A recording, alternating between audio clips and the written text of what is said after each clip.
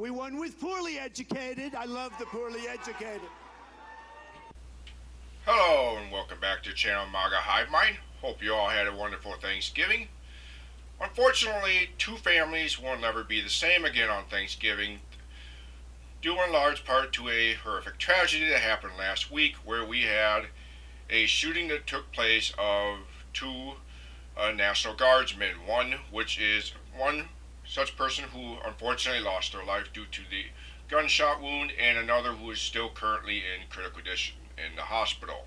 Unfortunately, this tragedy could have largely been avoided had these National Guards not been deployed illegally throughout the country. You've seen over the past few months, Donald Trump has tried to establish a dictatorous authoritarian government by trying to establish a police state and illegally deploying the National Guard throughout the country, which is interesting because this is the same Donald Trump who back on January 6th said a president has no authority to call upon the National Guard when he of course staged his own coup to try and take over the government because he lost an election.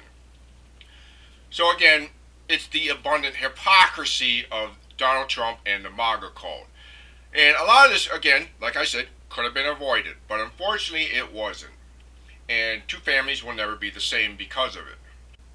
Since this tragedy has happened, we have seen the Trump administration, his staffers, as well as the MAGA media outlets go into full-on damage control, trying to blame this all on Joe Biden, even though Joe Biden hasn't been president for the past 11 months. Donald Trump has. But this is how MAGA works. They always blame others for their failures. For example, in this instance, it was not Joe Biden who granted asylum to the shooter. No.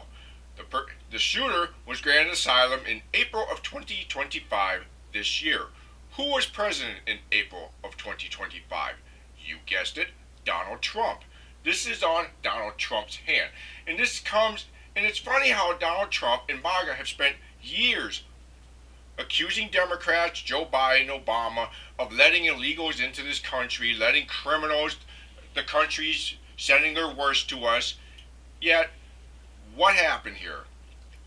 A guy was led into this country by Donald Trump.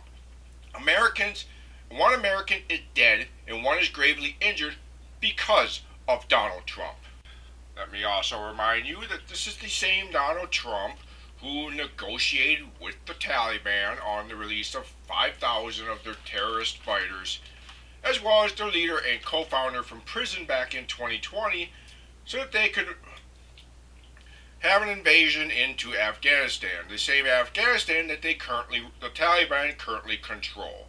Donald Trump handed the Taliban the entire country of Afghanistan on a silver platter, and he did so in these negotiations without the Afghanistan's government's input.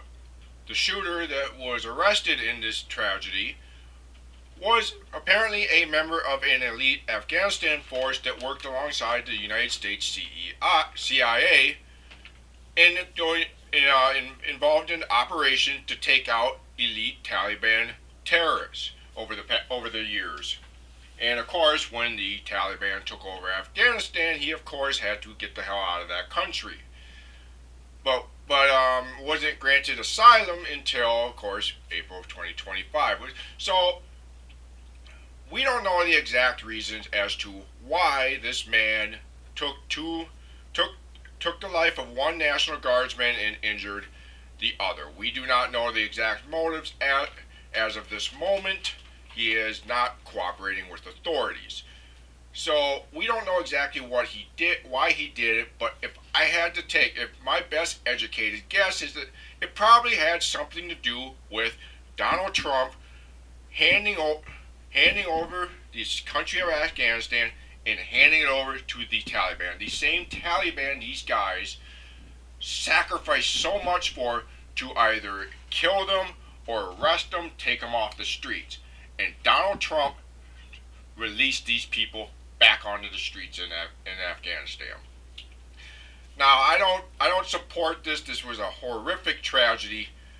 It's shame on this guy for attacking two guardsmen that had nothing to do with the events that took place in the Afghanistan withdrawal. These two guardsmen had nothing to do with it. They probably weren't even members of the Guard when that all unfolded. And it's sickening that this unfortunately had to happen, but here we are. This is what happens when you put a game show host as your president. And a guy who not only is a pedophile and doing all this horrific stuff to distract from the fact that he is all over the Epstein files, but just a downright criminal mastermind all around.